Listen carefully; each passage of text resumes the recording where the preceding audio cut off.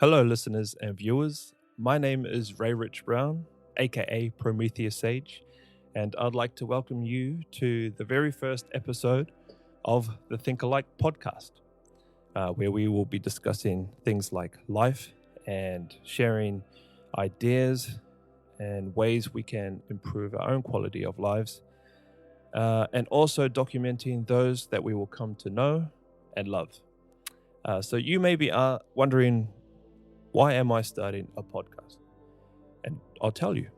So I have 4 reasons in a list of priority.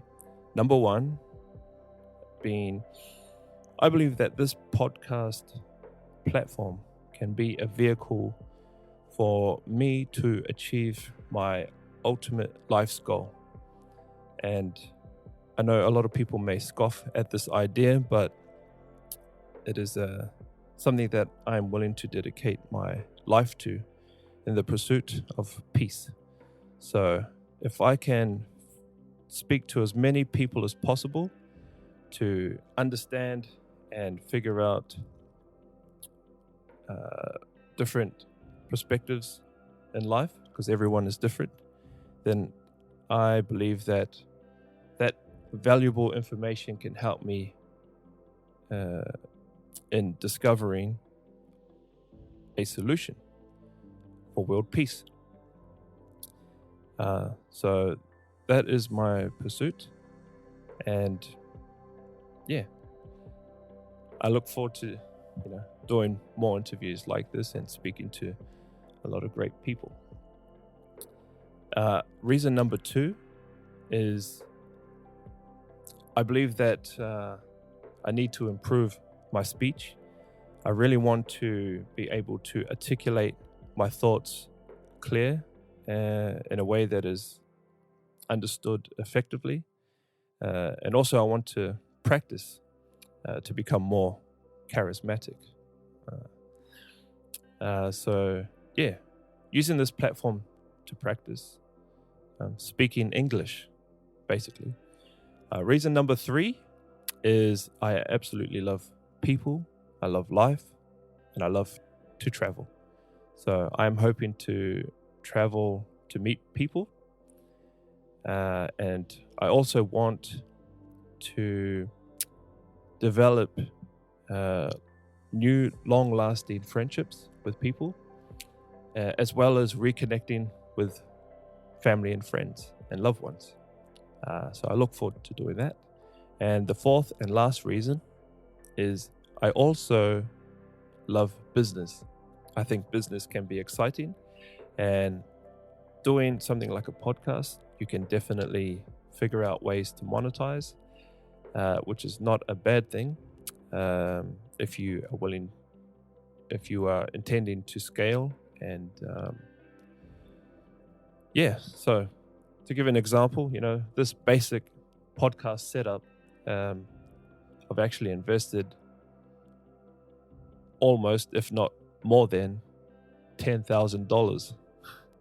So that's money out of my own pocket that I'm investing into this pursuit that I have.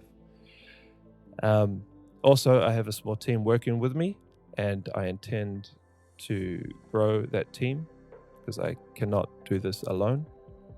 I understand the importance of a team effort, and I think this one is a great cause. So those are the 4 reasons why I am deciding to start this podcast. It's very basic, like I said. Ideally, I'd like to upgrade the equipment,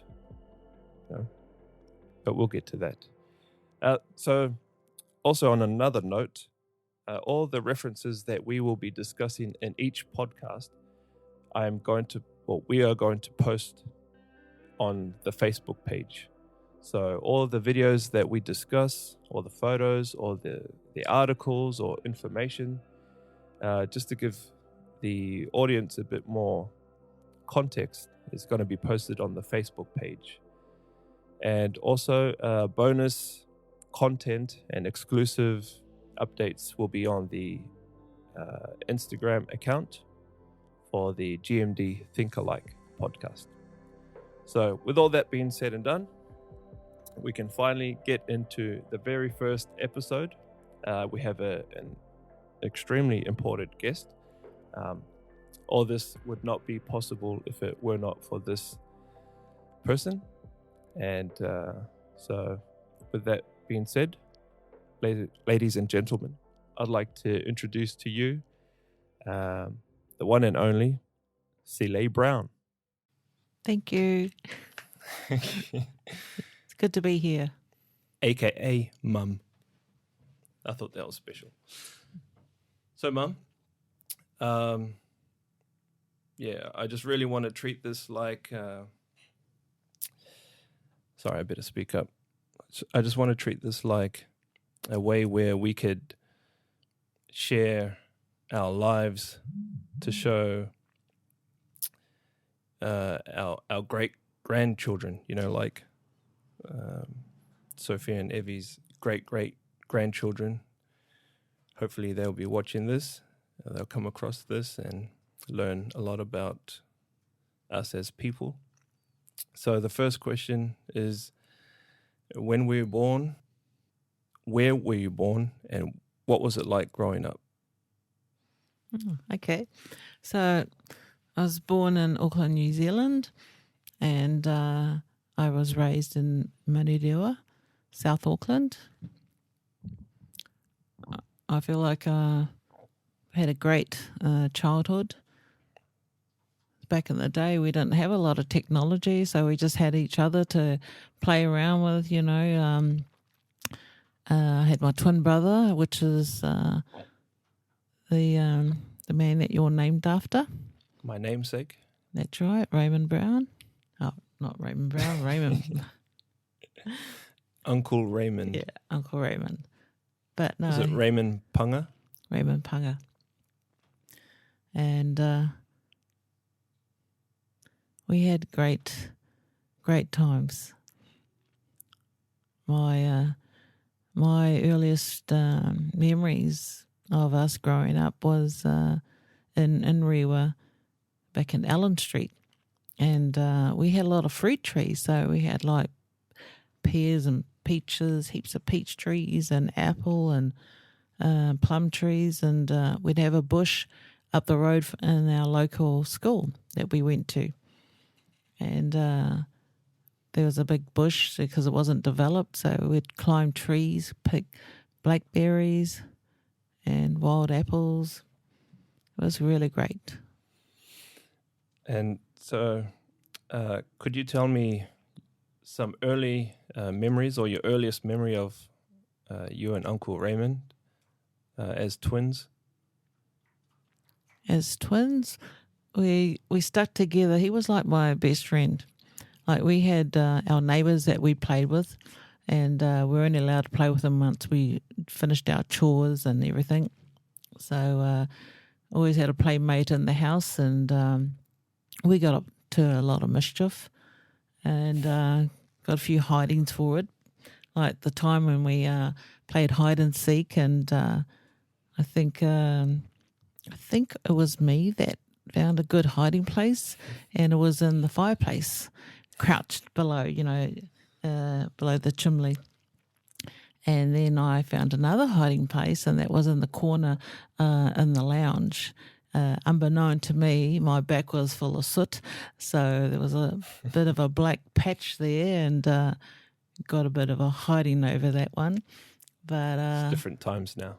Different times, yeah. So that was good. I remember when we got our first TV, it was black and white, and they had this extra, TV cord sort of thing.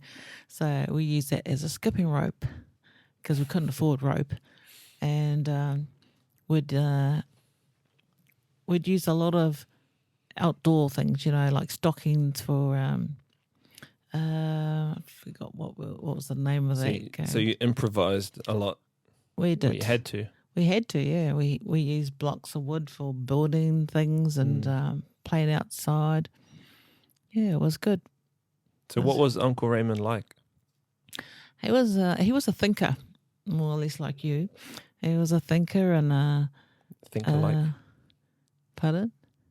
We must Yeah, you think alike because he was No and pun intended. total opposite to me. Especially growing up, I was more of an extrovert, and he was the introvert. He was very quiet, very shy, but he had a good sense of humour. One time we went to, because like we grew up with the church and all that, and we went to church camp, and he decided because he liked girls at that age. He was, I think, 13, and he felt like he wanted to put out a few posters and like if anybody wanted to give him a present, he was in tent number something and row 43 and. What do you mean? What do you mean by tent? Oh, because it was a big church camp. Oh, so church camp. Yeah. Okay. So we were rows of tents and a big pavilion where everybody congregated for a big church sort of thing. It was really good. Yeah. He had a really good sense of humour though. And there was times like, after church, like, especially when you're like a teenager and like you might like somebody and then after school. Awkward. After school. After church, it was like, oh, I know somebody who likes you. And Those good old school days, huh? Certainly was. Well, church days. No, it was good. We were very close. We went everywhere because Grandma took us everywhere, on the bus somewhere because we didn't have a car then. And when we did have a car, there was very, very few places that we weren't together. So how many siblings do you have in total, including Uncle Ray? There was 6 of us. So there was 3 girls, 3 boys, and the oldest were twins because Grandma had 2 sets of twins. So the oldest were twins and the youngest were twins. And so you are the youngest? Yes. Ah, okay. Yep. So me and Ray were the youngest and John and Jackie were the oldest. And then you had Auntie Ulla and second oldest, and then Uncle Uli, the 4th oldest. And then there was us. You and Uncle Ray. Yep. You just brought up Auntie Jackie. Is that a sensitive subject? No, it's not. Because until you mentioned her name, I just kind of forgot about her in a way. She's been gone for a while. Did I meet her when I was younger? Yes, you did. She was actually, yeah, you did. When did she pass? When you were 6 weeks old. Oh, so you were only baby. 6 weeks. Yeah. So she would have met you, but you wouldn't have remembered because you were 6 weeks old. Yeah, we don't really discuss Auntie Jackie that much. What was she like? She was let me see. I think like how I said that that with me and my twin, I was the extrovert and Ray was the introvert. It was the same with them. Like Uncle John was the introvert and Auntie was the extrovert. She was a real social person. Oh, okay. She loved meeting people. Yeah? Yeah. We don't have too many photos of Auntie Jackie, do we? No, we don't. I think at that time we didn't have a lot of technology to take a lot of photos, but there are some around. Yeah, were you too close? Not really. I don't. She would have been a lot older. Huh? She was a lot older. I think I was just closer to Uncle John. Yeah. For some reason yeah. But if she was the extrovert and you were, it didn't probably wasn't together. I probably wasn't the extrovert till I was a bit older. Oh, but okay. yeah. But so For the family listening and other viewers, can you tell us more about Auntie's situation and what happened? You said it wasn't sensitive. Yeah, but I just remembered a few things. But would you like to share? probably not. Okay, Yeah. that's fair enough. What can you share? Auntie was the type that would give you the shirt off her back. You know, she was a kind person. That's nice. She was a very kind person, and she was very loving.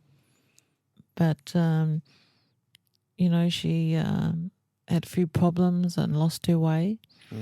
So and didn't manage to get herself out of it. So, just to be a bit frank and blunt, the only thing I know about Auntie is she committed suicide. She did. And she was in a mental hospital? Yep. She was That's pretty much all I know about Auntie. She was in quite a few mental hospitals around Auckland. And I think she was in Wellington as well. But she From was... what age do you know? I'm not too sure if it was 17, 18, around about that age. It's like really young. It was very young. She was in Carrington and Kinseet Hospital where she committed suicide. And prior to that, she had tried to commit suicide quite a few times. But she developed into a schizophrenic, paranoid schizophrenic. And she didn't always take her medication. And that's why I think she went into a depressed state sort of thing and couldn't get herself out because she didn't quite always take her medication. But prior to that, the hospitals, they still practiced electric, not electric, the... like some kind of therapy? Yeah, shock therapy, yeah, that's what they did. So she had a lot of that. As well as they fried her brains. Oh, that's not good. And that's what happened to a lot of people back then. You know, they didn't... Mental health back then wasn't something that people and doctors knew about. So shock therapy was one thing that they felt like would help patients like Auntie. Nowadays, there's a lot more awareness on mental health, and there's a lot more help. And hopefully we can provide more help, you know, because it's still a problem today. And we're still learning about it. It's so huge. It's still very relevant. Yeah, it certainly is. Even in the best of people, you know. Exactly. I don't want to bring it on a downer, but to give context, Uncle Raymond has been missing. Yep, he's been missing since we were 17. He went 17? Yeah. Oh, I thought he was a little bit older. He was 17. He went hitchhiking and, well, first of all, when he was, you know, working at as a clerk in Mount Wellington, he decided he wanted to go and find himself. So... oh, wow.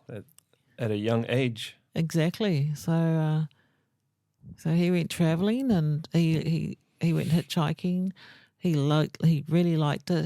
He loved meeting people, and I think, you know, he started to develop his own personality, and so then he came back and had a break of about a month, and then he decided he wanted to hitch around the whole of the North and South Island.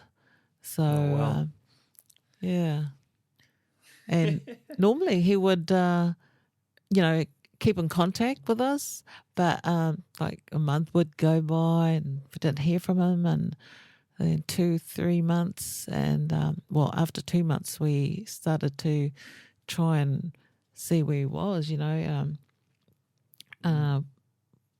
but he didn't contact us. So so how old were you when you had me? So I'm not going to do the math. 24. So I definitely haven't met him, nor has he met me. No. Yeah. Definitely not. And that's interesting because, I love travel and people. Yeah. And so that's interesting. He, I hope he's still alive somewhere. I hope so too, but I feel like I don't feel like he is alive. It's been a long time. Yeah, I used to, Christmas times, used to wait. Like we'd have Christmas at Auntie Ulla's, and a couple of times I wouldn't go because I wanted to wait just in case he came home. And he didn't. As you would, naturally, you both are twins. So I've heard that twins have an extremely strong bond. We had a strong bond, and that's why I thought he would come home. But, we alerted the police, and the police did an investigation and found that the last time anybody saw him, the last sighting of him was up in Kaitaia. Kaitaia, yeah. Wow. So, and we never heard from him. And then Uncle John got a private detective out, and there was no record of him using his bank accounts or anything. So there wouldn't be any cameras or anything like that back no, then? I don't think there was like CCTV or anything those days. And they found no leads on him, so that was like a dead end sort of thing. So I think we kind of just hoped and prayed, and especially Grandma would pray all the time that he would come home. Yeah. And he never did. Not yet. That's right, touch wood. All right. Is there anything you would like to say to the future generation out there? Our great grandchildren, great mokos. I can't really think of anything right now. Maybe just to, enjoy life and be kind and be good to fellow people, people you meet, and have a bit of empathy towards other people, because you never know what their story is. I've always tried to live like that. I feel like I'm a really good listener, and I like meeting people, and try not to judge people because, like I said, you don't know what their story is. I try and live like that, and I hope I'm a good person. I think I am. I think you are, Mum. Thank you, son. Thanks again for being my first guest in the first episode. I enjoyed it. We had quite a few technical difficulties, but we're working through it. Seems to be working now. That's cool. And this won't be the first or last. Or this won't be the last, rather. Proud of you, son, and I love you heaps. Love you too, Mum. Thank you. All right, we'll stop it there. Thank you, and bye-bye.